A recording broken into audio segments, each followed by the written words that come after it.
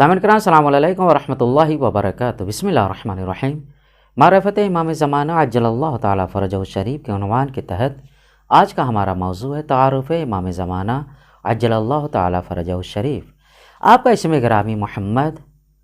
آپ کے پدر گرامی کا نام، ہمارے اور آپ کی 11ویں ماں امام حسن عسکری علیہ السلام کی ذات والا ہیں، اور آپ کی مات گرامی کا نام جناب نرجس خاتون ہے۔ آپ کی کنیت ابو القاسم ہے، اور آپ کے بہت سے القاب پائے جاتے ہیں، جن میں سے مشہور و معروف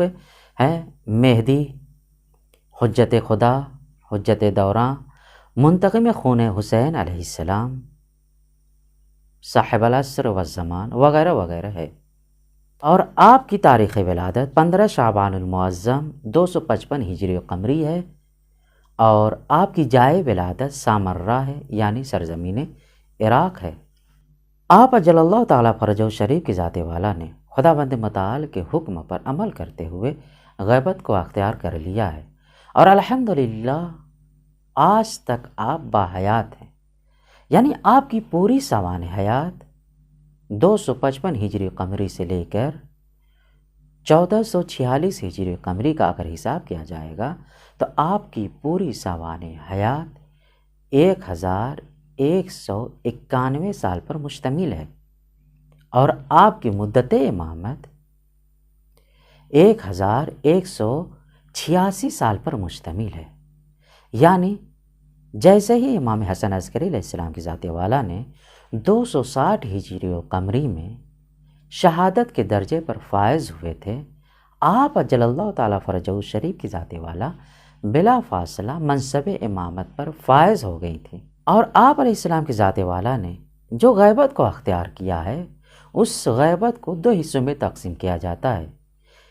پہلے والی غیبت کو غیبت صغریٰ کہا جاتا ہے، یعنی کم مدت والی غیبت، اور دوسری والی غیبت کو غیبت کبریٰ کہا جاتا ہے، یعنی طولانی مدت والی غیبت، زیادہ مدت والی غیبت، جو ابھی تک جاری و ساری ہے۔ غیبت صغریٰ کے سلسلے سے علماء کرام کے درمیان اختلاف پایا جاتا ہے۔ بعض علماء نے یہ کہا ہے کہ جیسے ہی امام زمانہ علیہ السلام نے اس کائنات فانی میں اپنے قدم مبارک کو رکھا تو اسی وقت سے غیبت کو اختیار کر لیا، یعنی 255 ہجری قمری کو حساب کرتے ہیں، اور بعض نے اس کا حساب 260 ہجری قمری سے کیا ہے، جس کا مطلب یہ ہوتا ہے کہ آپ کی غیبت صغریٰ کی مدت 69 سال یا 74 سال پر مشتمل ہے۔ اگر 255 ہجری قمری سے حساب کیا جائے گا تو 74 سال پر مشتمل ہوگی، اور اگر 260 ہجری قمری سے حساب کیا جائے گا تو آپ اجل اللہ تعالیٰ فرجہ الشریف کی غیبت صغریٰ 69 سال پر مشتمل ہوگی، یعنی 260 ہجری قمری سے لے کر 329 ہجری قمری تک غیبت صغریٰ کہلاتی ہے۔ اور انشاءاللہ المستعان آپ خداوند متعال کے حکم سے ظہور فرما کر ملحدوں کی، کافروں کی، بے دینوں کی ہدایت کرتے ہوئے انہیں دین اسلام کی طرف بلائیں گے، انہیں خداوند متعال کی وحدانیت کا اقرار کراتے ہوئے دین اسلام کو قبول کرواتے ہوئے انہیں فلاح و بہبود کے راستے پر گامزن کر دیں گے، جس کی وجہ سے وہ لوگ کمال و سعادت کے منازل کو طے کرتے ہوئے نظر آئیں گے۔ اور آپ اجل اللہ تعالیٰ فرجہ الشریف کے ظہور کا ایک فائدہ یہ بھی ہوگا، جو دنیا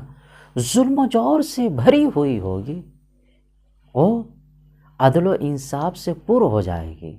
اسے آپ اجل اللہ تعالیٰ فرجہ الشریف کی ذات والا عدل و انصاف سے بھر دیں گے۔